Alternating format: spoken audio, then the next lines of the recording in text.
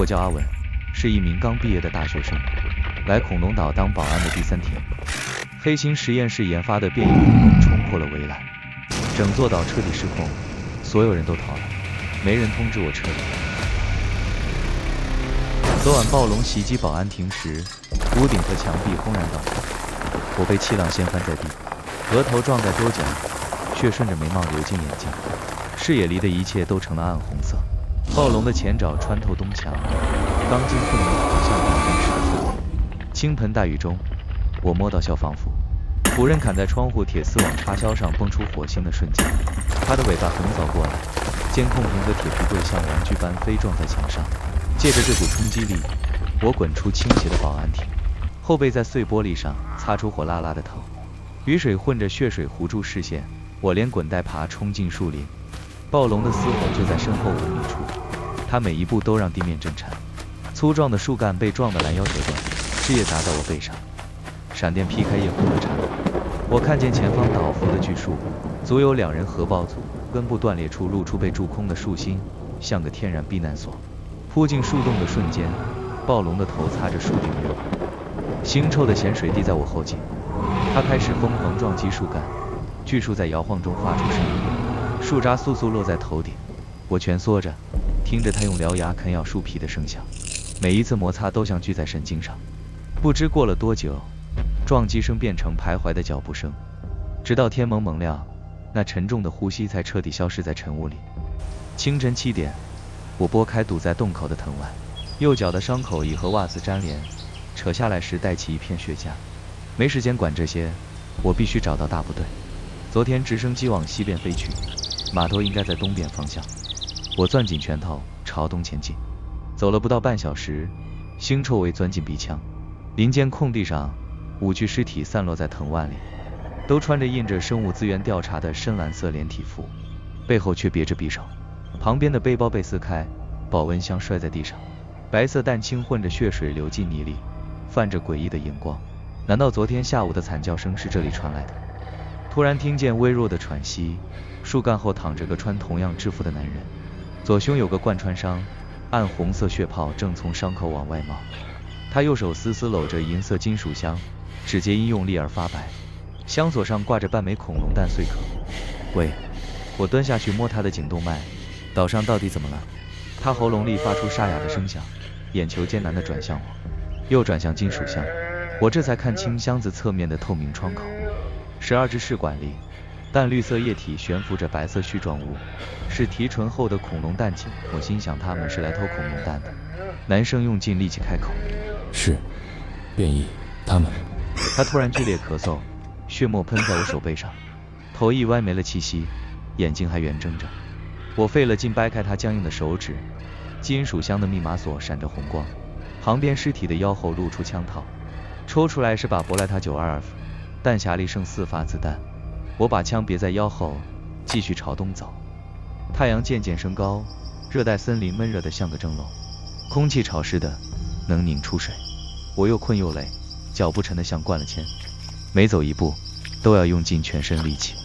就在快要撑不住时，远处的景象让我眼前一亮，一座防御瞭望台矗立在开阔地，身后是道高耸的带电铁丝网围墙，把这片区域和森林隔开。我顿时来了精神，加快脚步冲过去，推开瞭望台1楼微掩着的铁门，里面休息区一片狼藉，桌子掀翻，椅子散落，地上有干涸的血迹，门窗敞开着，像是经历过激烈打斗。我小心翼翼走进去，里面空无一人，只有风吹过窗户的声响。储物柜里竟有食物和水，我拧开瓶盖一饮而尽，抓起压缩饼干和罐头狼吞虎咽。饥饿感缓解后，力气渐渐恢复，我决定上层看看。铁楼梯踩上去，咯吱作响，在寂静中格外刺耳。上层同样一片狼藉，玻璃窗破了好几块，地上血迹更多，没有武装人员，只有张空椅子孤零零放在窗边。走到窗边眺望，远处森林郁郁葱葱，码头方向的建筑区却冒着浓烟，像是发生了爆炸或火灾。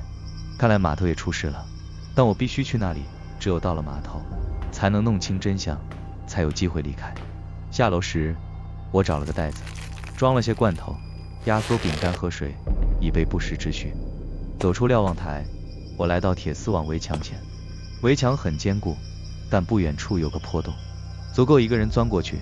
我犹豫了，这网还通电吗？环顾四周，我捡几根长树枝和一块石头，把石头绑在树枝一端，小心翼翼伸到铁丝网上。过了一会儿，没火花，没震动，什么动静都没有，看来已经断电了。我松了口气，赶紧从破洞里钻过去。铁丝勾破裤腿，划出几道血痕，穿过铁丝网，继续朝码头走。下午的阳光更毒辣，树林里能见度越来越低。我深一脚浅一脚的穿行，耳边只有自己的脚步声和偶尔的鸟鸣。走了大约2个多小时，我来到一条小溪河谷边，溪水清澈见底，正想过去喝水，一阵奇怪的嘶嘶声突然响起。我警惕抬头，河谷对岸的树林里，3只恐龙正盯着我。它们比迅猛龙稍大，头上长着2个突出的脊骨，皮肤暗绿，布满不规则斑纹，是双脊龙。应急手册上说，它们速度快，还会喷射毒液。3只双脊龙发现了我，嘶嘶叫着，步步逼近。躲不过去了，我从腰上拔出手枪，握紧的手心全是汗。突然，一只双脊龙张开嘴，朝我喷射出绿色毒液。我赶紧侧身躲开，毒液溅在身后的树干上，滋滋作响，顿时冒出黑烟。另外2只趁机猛冲过来，我深吸一口气，瞄准其中一只的头部扣动扳机。枪声在树林里回荡，那只双脊龙应声倒地，另一只更加狂暴地冲来。我又开一枪打中它的脖子，它惨叫着挣扎几下，不动了。剩下的那只见状，犹豫片刻，转身逃进树林深处。我瘫坐在地上，大口喘气。刚才的打斗耗尽了体力，手臂因后坐力发麻。低头一看，装食物和水的袋子不见了，想必是混乱中掉了。我叹了口气，只能忍饥挨饿，站起来继续朝码头走。天色渐渐暗下来，树林里阴森恐怖，借着月光辨认方向。晚上8点多时，我爬上一处山坡，突然看到不远处的蓝色灯光，是恐龙研发中心的建筑。我顿时兴奋起来，加快脚步冲过去。只要到了那里，说不定能跟大部队会合，弄清岛上发生的事情了。我继续上路，再次穿过一道铁丝网，穿过马路，终于到了研发中心大楼前。